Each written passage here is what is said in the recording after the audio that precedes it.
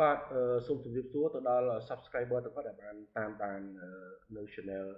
រៀនកុំព្យូទ័រជាមួយនឹងគ្រូខ្ញុំក៏ដូចជាបងប្អូនដែលកំពុងតែសិក្សានៅវគ្គកុំព្យូទ័រជាមួយខ្ញុំដែរបាទថ្ងៃនេះខ្ញុំមានមេរៀនថ្មីមួយដើម្បីយកមកចែករំលែកបាទទុកជាបទពិសោធន៍នៅក្នុងការធ្វើការងារបាទក៏ដូចជាការស្រាវជ្រាវចំពោះsubscriber ទាំងអស់គ្នាក៏ដូចជាសិស្សដែលកំពុងតែរៀនជាមួយខ្ញុំបាទចឹងដើម្បីកុំឲ្យខាតពេលយូរតោះឥឡូវយើងទៅដល់គ្នាបាទនេះគឺជាមេរៀនដែលខ្ញុំបានត្រៀមបាទមេរៀនមេរៀននេះគឺខ្ញុំចង់និយាយអំពីការគ្រប់គ្រងបាទការគ្រប់គ្រងចំណូលចំណាយបាទក្នុងការលក់ណាឥឡូវឧទាហរណ៍ថាខ្ញុំបានបើកនៅហាងលក់កុំព្យូទ័រមួយចឹងបាទអញ្ចឹងបើសិនជាយើងចង់ឲ្យការគ្រប់គ្រងរបស់យើងបើវាមានតម្លាភាពបាទអញ្ចឹងយើងត្រូវតែធ្វើការងារវាត្រូវរៀបចំ plan មួយដើម្បីឲ្យច្បាស់លាស់អញ្ចឹងឧទាហរណ៍ថាឥឡូវខ្ញុំលក់នៅaccessory កុំព្យូទ័រអញ្ចឹងបាទអញ្ចឹងវាមានកុំព្យូទ័រអញ្ចឹងទៅបាទអញ្ចឹងវាមាន laptop អីចឹងទៅវាមាន printer អញ្ចឹងទៅបាទតាមពិតទៅវាមានច្រើនជាងនឹងទៀតណាបាទវាមានច្រើនជាងនឹងទៀតបាទនេះខ្ញុំជាឧទាហរណ៍បាទអញ្ចឹងខ្ញុំសូមបង្ហាញពីលក្ខណៈពិសេសនៃតារាងនេះតិចទៅបាទឥឡូវខ្ញុំឧទាហរណ៍ថាបើយើងចង់ដឹងនៅចំនួនកុំព្យូទ័រអញ្ចឹងបើសិនជារបស់ច្រើនពេលខ្លះយើងពិបាក search រកនៅក្នុងតារាងយើងអញ្ចឹងបាទអញ្ចឹងយើងចង់ដឹងថាតើខែហ្នឹងបាទឆមួយត្រីមាសហ្នឹងយើងលក់បានប្រមាណកុំព្យូទ័រអញ្ចឹងណាបាទអញ្ចឹងយើងគ្រាន់តែចុចបន្លែនេះមកបាទយើងយករកពាក្យកុំព្យូទ័រមកបាទអញ្ចឹងបាទវាធ្វើការ highlight បាទឲ្យតែកុំព្យូទ័រយើងលក់បានគឺវា highlight ទាំងអស់បាទណាបាទវាមានការ highlight បាទណាបាទប្រមាណគ្រឿងអញ្ចឹងទៅបាទវាមានការ highlight អញ្ចឹងវាសរុបឲ្យយើងឡើងនេះបាទលក់បាន33គ្រឿងហើយបើសរុបទៅគឺវា$4950នេះបាទអញ្ចឹងបាទហើយបើសិនជាយើងជ្រើសរើសយក speaker បាទអញ្ចឹងវា highlight តែ live speaker ទេអញ្ចឹងនៅក្នុងមួយត្រីមានហ្នឹងយើងលក់បាន speaker 2បាទហើយក្នុងតម្លៃមួយគឺspeaker បាទអានេះវា50បាទនេះវា150បាទវាខុសគ្នាអញ្ចឹងណាវាមានអាថ្លៃថោកទៅបាទអញ្ចឹងបូកចូលគ្នាបាទក្នុងត្រីមាននេះយើងលក់បាន450អញ្ចឹងវាស្មើនឹង200ហើយរៀលឯ150 2ស្មើ300បូកចូលគ្នាវា500បាទនេះ$500ត្រឹមត្រូវបាទហើយកន្លែងនេះទៀតសោតកន្លែង search រកទំនិញនេះបាទយើងអាច search បានបាទយើងមិនបាច់ sort ក៏បានយើងអាចវាយក៏បានដែរបាទយើងអាចវាយក៏បានយើងអាច sort ក៏បានណាយើងអាចវាយក៏បានយើងអាច sort ក៏បានឥឡូវខ្ញុំឧទាហរណ៍ថាខ្ញុំវាយ laptop បាទ laptop បាទហើយយើង enter មកបាទអញ្ចឹង laptop យើងលក់បាន3គ្រឿងនេះបាទសម្រាប់ឆមាសហ្នឹងបាទនេះនៅថ្ងៃទី7យើងលក់បាន1គ្រឿងថ្ងៃទី17យើងលក់បាន1គ្រឿងហើយថ្ងៃទីបាទ22លក់បាន1គ្រឿងទៀតអញ្ចឹងសរុបចូលគ្នាយើងលក់បាន3គ្រឿងហើយតម្លៃរបស់វាគឺចំនួនសរុបគឺ$750បាទហើយនេះគឺជាប្រាក់សរុបបាទនេះគឺជាប្រាក់សរុបទាំងអស់បាទទាំងអស់តែម្ដងបាទក្នុងចំណោមnecessary ដែលយើងលក់បានទាំងអស់បាទហើយនេះគឺជាប្រាក់សរុបក្នុងមួយមុខដែលយើងលក់បានបាទក៏ប៉ុន្តែបើសិនជាយើងវាយបាទក្នុងតារាងនេះឥឡូវឧទាហរណ៍បើសិនជាយើងវាយអីផ្សេងក្រៅពីaccessory ដែលយើងមាននោះយើងវាយអីញ៉ៃបាទយើងចុចទៅបាទវាចេញមកបាទ error បាទវាថា sorry no have item អញ្ចឹងយើងត្រូវតែវាយឲ្យវាត្រឹមត្រូវបានវាចេញបាទអញ្ចឹងយើងធ្វើមិនដើម្បីឲ្យវាចេញ message មក error អញ្ចឹងហើយធ្វើការ highlight បាទក៏ដូចជាធ្វើការ highlight ក៏ដូចជាធ្វើការកណនីអីចឹងអញ្ចឹងដើម្បីកុំឲ្យខាតពេលតោះឥឡូវយើងទៅអ្នកគ្នាបាទអញ្ចឹងជាដំបូងខ្ញុំនឹងណែនាំនៅអ្នកនរគ្នាបាទអូខេខ្ញុំនឹងណែនាំនៅអ្នកនរគ្នានៅក្នុងការបាទនៅក្នុងការធ្វើតារាងបាទដំបូងតារាងនេះគឺអ្នកនរគ្នាអាចរចនាខ្លួនឯងបានបាទខ្ញុំមិនបាច់ណែនាំទេបាទណាបាទបងយក font អក្សរអីទៅបាទតែចិត្តអ្នកនរគ្នាយក font អក្សរអីក៏បានដែរបាទហើយឥឡូវកន្លែងនេះខ្ញុំនេះសិនបាទខ្ញុំមិញខ្ញុំplease pen វាបាទឥឡូវខ្ញុំមិន please pen វាទេបាទខ្ញុំអត់ធម្មតាណាអូខេបាទអញ្ចឹងបងប្អូនធ្វើការបង្កើតតារាងហ្នឹងទៅបាទហើយបន្តមកទៀតខ្ញុំនឹងប្រាប់ពីការ format បាទនេះខ្ញុំ format បែបនេះបាទកន្លែងនេះខ្ញុំយក format cell បាទមើលអស់គ្នាបាទនេះខ្ញុំយកទម្រង់បែបនេះអ្នកនរគ្នាមើលបាទនេះបាទទម្រង់ខ្ញុំយក DDMMYY ចឹងអ្នកនរគ្នាអាច format តាមខ្ញុំបានបាទអានេះសម្រាប់ថ្ងៃខែ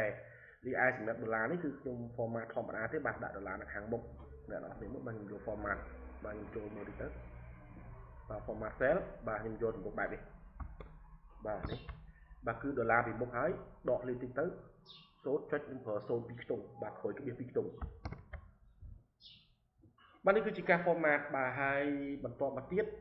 បាទដើម្បីធ្វើការគណនាបាទនេះបាទធ្វើម៉េចដើម្បីឲ្យយើងដឹងថាឥឡូវឧទាហរណ៍ថា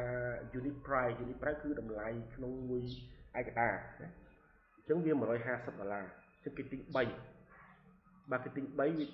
វាធ្វើការគណនាឲ្យយើងគឺ$450យើងធ្វើមិនបាទនេះគឺជាការគណនាធម្មតាទេបាទអ្នកនរគ្នាមើលតិចទៅបាទបាទអញ្ចឹងយើងយកអូខេបាទយើងយកយលសញ្ញាស្មើបន្តមកទៀតយើងយក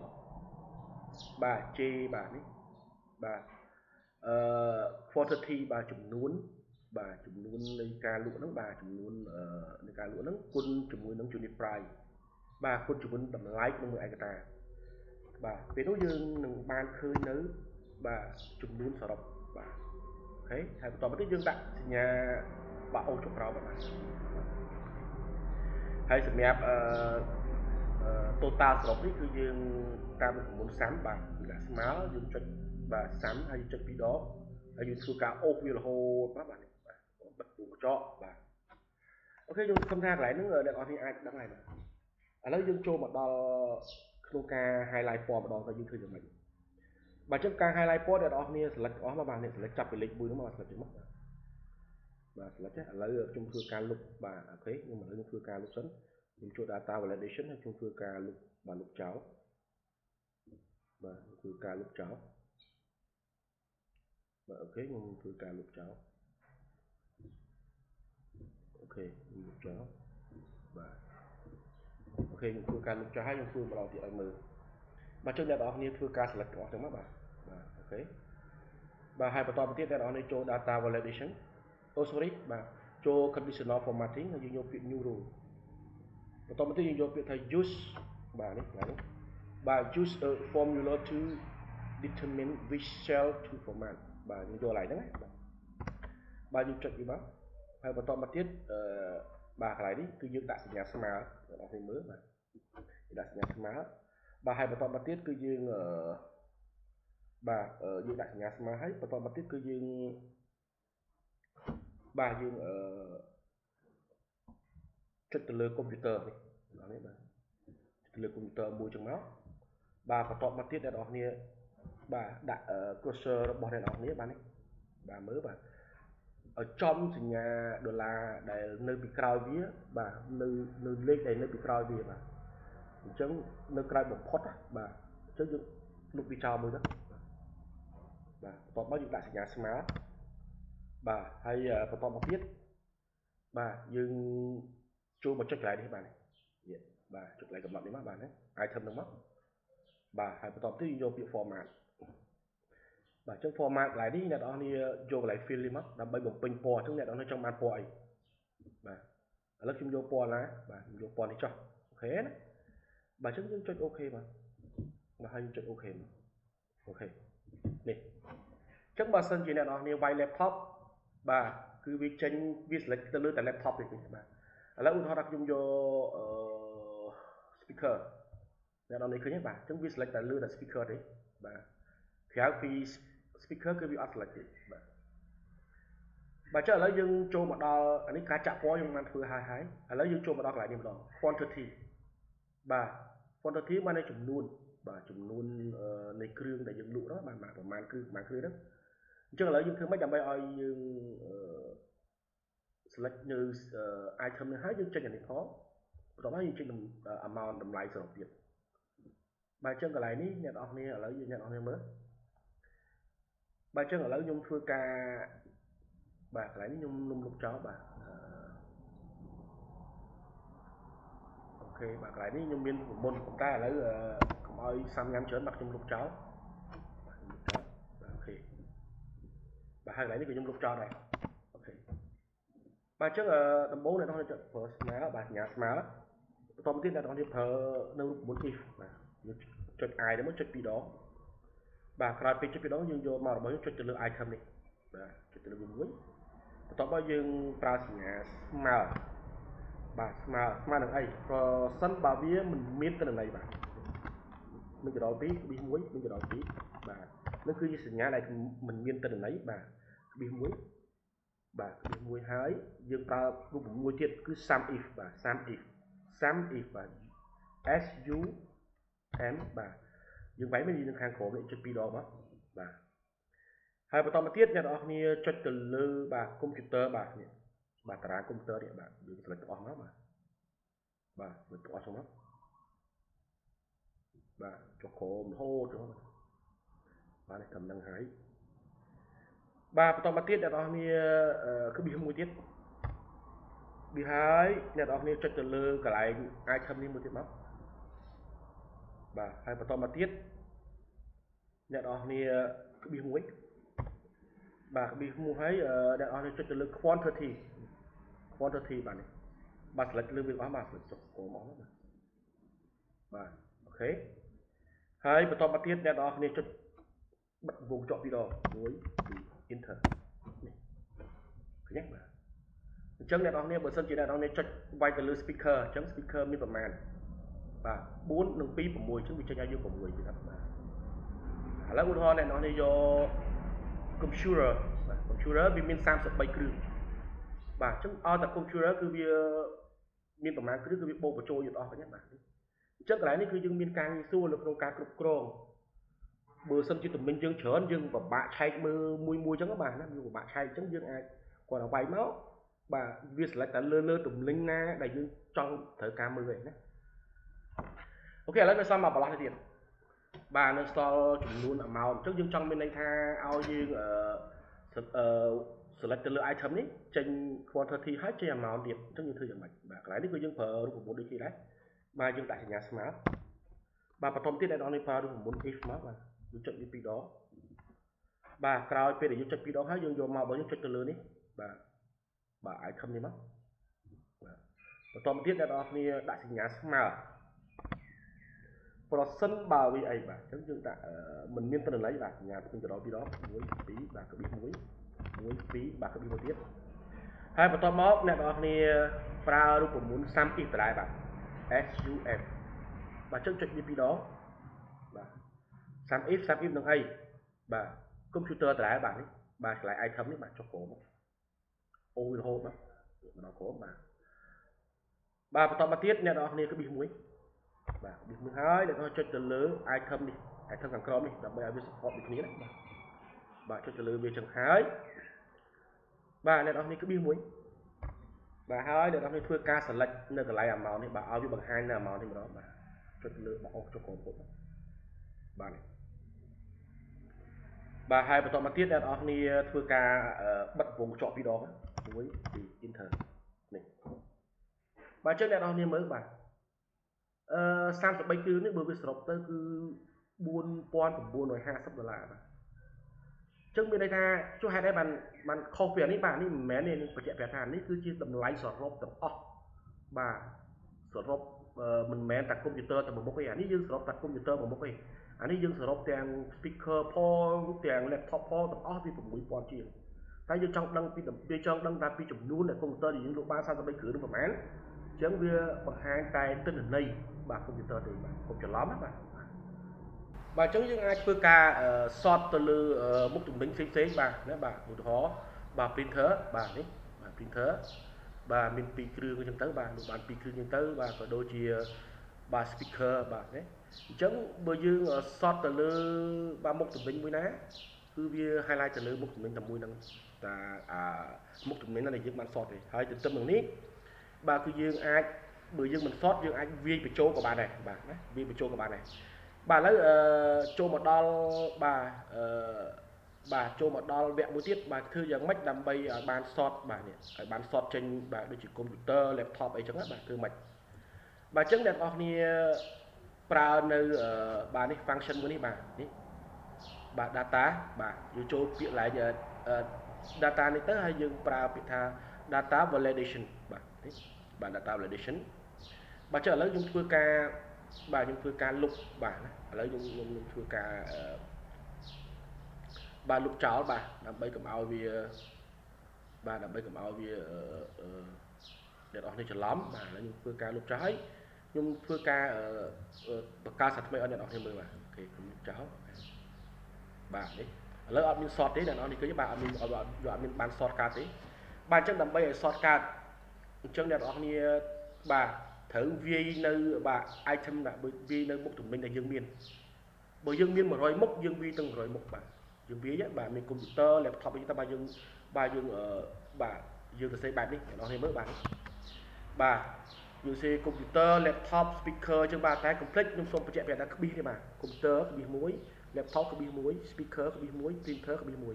បើសិនជាអ្នកនរនេះអត់ក្បៀសបាទថាអត់ចេញទេណាបាទអត់ចេញនៅមុខទំនិញណាមួយអត់ក្បៀសគឺអត់ចេញទេណាខ្ញុំបញ្ជាក់ទៀតអូខេពេលដែលអ្នកនរនេះសរសេរអស់ចឹងហើយបាទយើងចូលមកកន្លែងយើងវិញបាទយើងចូលកន្លែង data បាទយើងចូលកន្លែងនេះបាទនេះdata validation នេះបាទបន្តមកទៀតយើងយកពាក្យបាទ list បាទយើងយកពាក្យ list អ្នកនរនេះឃើញទេបាទអញ្ចឹងកន្លែងខាងនេះយើង copy បាទយើងសរសេរយើងអត់តែពិតយើងត្រូវសរសេរចូលហោហាញតែឥឡូវយើងកុំឲ្យវាយូរកាបាទនេះយើង copy បាទយើងសរសេររួចហើយបាទយើង copy ចូលមក Ctrl C បាទហើយយើងចូលមកនេះវិញយើងផាសកន្លែងនេះមកបាទ Ctrl V ឃើញទេបាទអ្នកនរនេះឃើញទេបាទយើងចុច OK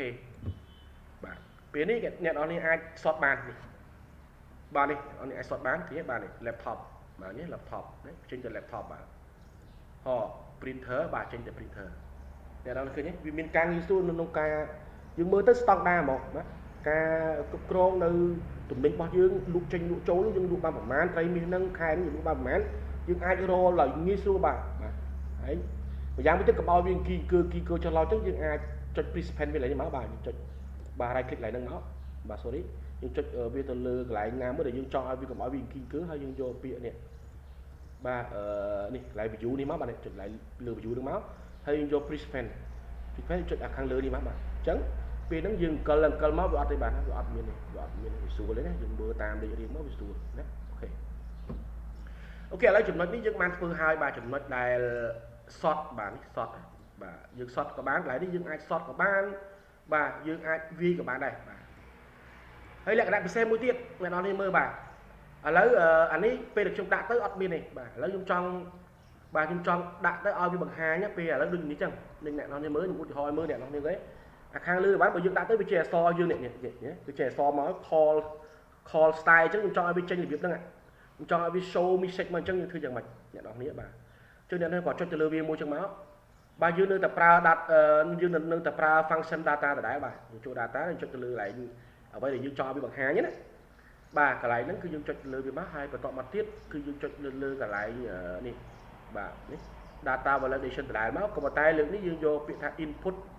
message នេះអ្នកនរគ្នាមើលបាទ input message បាទណាអ្នកនរចុចទៅលើវាមួយមកបន្ទាប់មកខាងលើនេះយើងដាក់ title ឡើងមកដាក់ថា item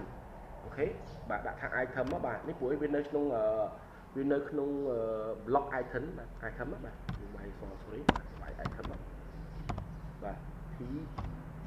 M បាទ item ហើយបន្តមកទៀតកន្លែងនេះយើងដាក់ថា please select correct item យល់ទេបាទថាសូមឲ្យអ្នកគេដែលចូលមើលគឺចុចនៅ item ដែលត្រឹមត្រូវដែលយើងចង់មើលអញ្ចឹងបាទយើងសរសេរមកបាទ please select បាទ correct please select correct បាទ please select correct item បាទ item T បាទអញ្ចឹងមានន័យថាសូមមេត្តាបាទជ្រើសយកនៅមុខទំនិញដែលត្រឹមត្រូវបាទប៉ុណ្ណឹងយើងអូខេពេលនោះអ្នកនរគ្នាគាត់ដាក់បាទបើដាក់នេះអត់មានចេញទេបាទដាក់កន្លែងហ្នឹងអត់ចេញទេបាទបើយើងចុចទៅលើកន្លែងនេះปุ๊បវាចេញឲ្យយើងហ្មងនេះណា please select correct item អូខេបាទអញ្ចឹងអូគេដឹងអញ្ចឹងយើងចុចមកបាទយើងចង់មើលមុខទំនិញមួយណាបាទ laptop ឲ្យយើងបាទវាចេញ laptop ឲ្យយើងអូខេបាទហើយមួយទៀតឥឡូវឧទាហរណ៍ដែរឥឡូវយើងចង់ធ្វើមួយទៀតឥឡូវបើសិនថាបើយើងមិនមែនវាយនៅទំនិញវាមិនមែនឆែកនៅទំនិញដែលយើងមាននៅក្នុង stock ទេយើងវាយអាញ៉ៃឧទាហរណ៍ឥឡូវយើងវាយឯណាស្អីទៅជាបាទទៅជាខែណាឧទាហរណ៍ណាបាទទៅជាខែឡាននេះបាទអត់មានឲ្យវាចេញមកអញ្ចឹងទៅយើងធ្វើយ៉ាងម៉េចណាយើងធ្វើយ៉ាងម៉េចអាហ្នឹងបាទអញ្ចឹងអ្នកនរគ្នាមើលបាទអូខេបាទឥឡូវលើកនេះយើងចុចទៅលើវាបាទចុចលើវាដែរបាទអញ្ចឹងហើយបន្តមកទៀត គឺយើងចុចទៅលើបាទ data validation ដដែលឡូវនេះយើងយកពាក្យ error alert error alert sorry បាទ error alert បាទយើងចុចទៅលើ error alert ហ្នឹងមកបាទអញ្ចឹងនៅក្នុង error alert នេះវាមាន function វាចំនួនបាទ4បាទនេះបាទចំនួន sorry ចំនួន3បាទវាមាន stop វាមាន warning វាមាន information បាទអញ្ចឹងឥឡូវបើសិនតែយើងយក stop វាចេញសញ្ញាខ្វាយនឹងវាយកចេញសញ្ញាខ្វាយមកអញ្ចឹងបាទបើយើង warning បាទវាចេញសញ្ញាឧទានបាទហើយបើយើងយក information បាទវានៅតែប្រើបានបើយើងវាយអីក៏ដោយវាអត់មានដំណើរការឈប់ដូចអា stop និង warning នឹងទេណាបាទអញ្ចឹងឥឡូវយើងយក stop ចុះបាទហើយយើងដាក់ថា